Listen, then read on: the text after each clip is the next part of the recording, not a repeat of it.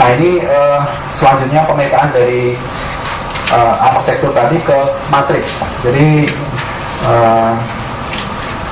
bisa dilihat kalau untuk yang penting ADP di link klinis ini ada di wilayah area untuk dikembangkan secara internal. Kemudian farmasi lab ini modelnya partnership dengan pihak ketiga. Kemudian aset keuangan dan human resource ini menggunakan aplikasi dari pihak luar, dalam hal ini pemerintah.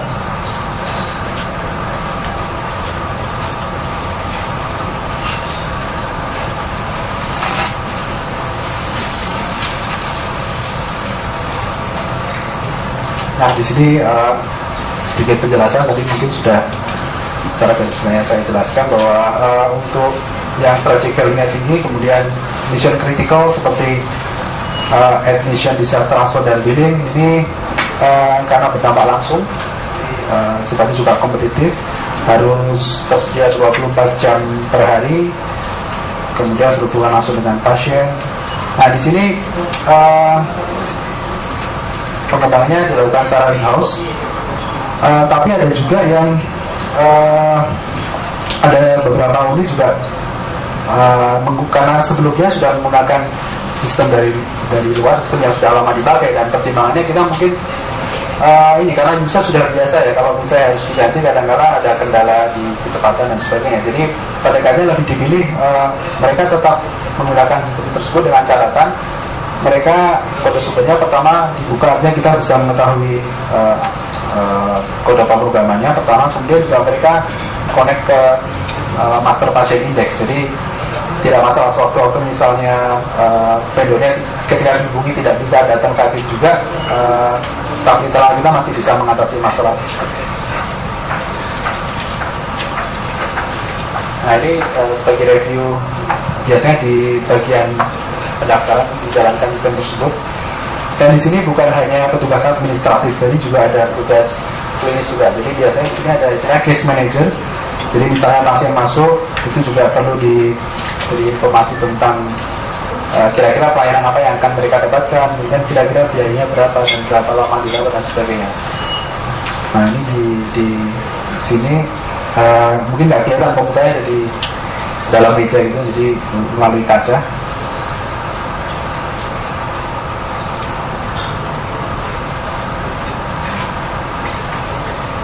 Kemudian yang kedua untuk level strategicalnya sedang dan non mission critical seperti sistem informasi klinis, laboratorium dan farmasi. Ini ya memang berdampak langsung pada aktivitas utama bisnis. Availabilitasnya sedang, artinya ya memang mungkin kalau kita bandingkan di Amerika atau di luar negeri di Eropa, mungkin kalau sana tuntutannya rekam medisnya memang sudah sesuatu yang kritikal ya. Mungkin kalau di Indonesia relatif kita masih menganggap bahwa availability nggak perlu terlalu tinggi karena kita masih mayoritas menggunakan kertas, tidak melalui komputer. Kemudian untuk masih berhubungan langsung dengan pasien, dan pengembangannya bisa dengan pendekatan in-house atau outsource dengan integrasi ke core systemnya. Nah ini contoh kita di rumah sakit pendidikan dihubungkan karena ada mahasiswa PPDS ya. Jadi di sana relatif compliance untuk mengentrikan data cukup tinggi karena mungkin terkait dengan sistem penilaian pendidikan. Jadi di sini kita sudah bisa menjalankan pertama diagnosa. Jadi diagnosa ini mungkin tadi sudah disampaikan ya. Problemnya kenapa dokter tidak compliance dengan ICD misalnya. Memang kenyataannya mungkin kritik juga buat ICD, artinya memang kita tidak bisa mengandalkan ICD untuk digunakan sebagai informasi diagnosa, karena kadang-kadang diagnosa ini terutama mungkin di masyarakat pendidikan ya lebih rinci, lebih detail.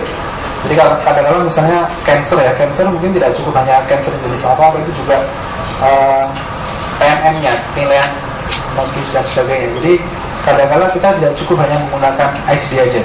Nah di sini kita punya dua pendekatan. Yang pertama, diagnosa silahkan ditulis secara naratif, secara lengkap. Karena konsekuensinya kalau kita masukkan ke ICD, kalau misalnya ada informasi yang hilang, malah justru membahayakan ke pasien. Namun pendekatan kita untuk tujuan statistik kita memberi opsi ke dokter silakan mengkode ke ICD, dan tahap berikutnya ada level berikutnya. Jadi pertama dokter, kedua rekam medis. Nah, karena apa? Karena kita pernah coba mengajari dokter untuk mengetikkan ICD, tapi setelah kita evaluasi ternyata banyak kode ICD yang diketik dokter justru malah kurang tepat. Nah, ini mungkin karena mengisi ICD sendiri sebetulnya perlu belajar dan perlu waktu ya. Artinya selama ini kan mungkin kita di pendidikan kedokteran tidak pernah mendapatkan kurikulum atau pelatihan ICD. Jadi meskipun dokter kalau memang kadang-kadang harus mengkode ICD, bisa jadi tingkat kebenarannya masih kalah sama petugas rekam medis yang memang memiliki kualifikasi dan pengalaman dalam mengerjakan coding. Jadi kita di sini memang tidak memaksakan dokter, tapi memberi opsi, dan level yang paling akhirnya memang ada kembali ke petugas rekam medis. Kemudian yang lainnya diwajibkan dokter di sini menulis resep secara elektronik ya. Jadi di sini kembali lagi ke sebagian besar ke PPDS, mereka memang harus menulis resep secara elektronik. Kemudian nanti resep itu sampai di farmasi akan memverifikasi, kemudian akan menyediakan kemudian dispensing dan seterusnya.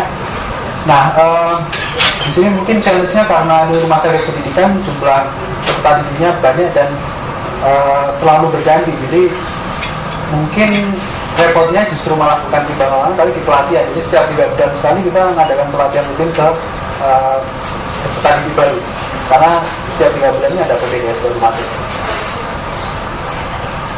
Kemudian yang lain mungkin resume medis kita coba masukkan secara elektronik. Jadi mungkin kita tidak langsung semuanya, kita mulai dulu dari diagnosa, kemudian obat, dan resume medis. Ini contoh bagian farmasi memverifikasi resep.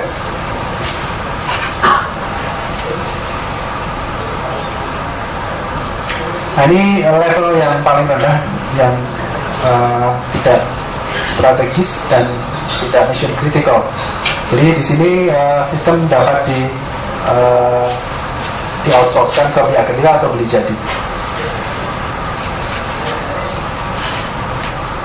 Kemudian ini summary aja. Jadi kelebihan dan kekurangan seperti biasa. In-house ini pertama kelebihannya karena kita tidak tergantung oleh vendor atau pihak ketiga. Kemudian kedua, fleksibilitas customisasi aplikasi.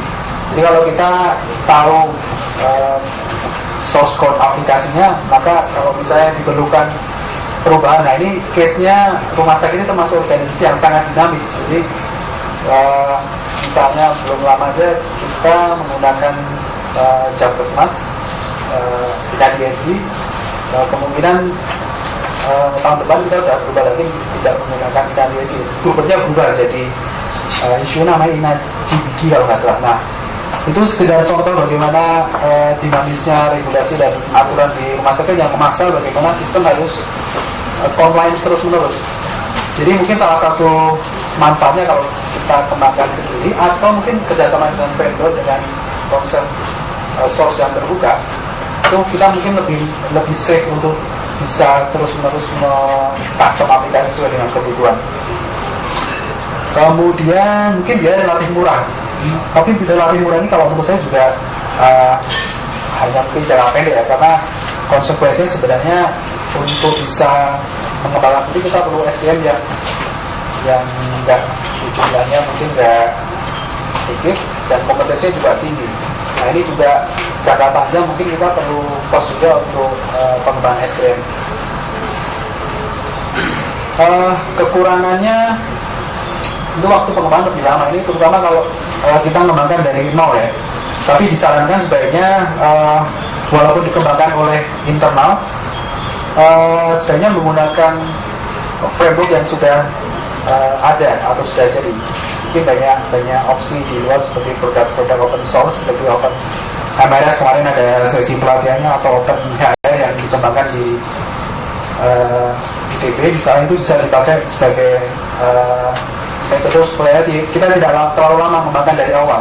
Jadi pakai framework yang sudah ada, kemudian diteruskan di custom oleh staf internal rumah sakit.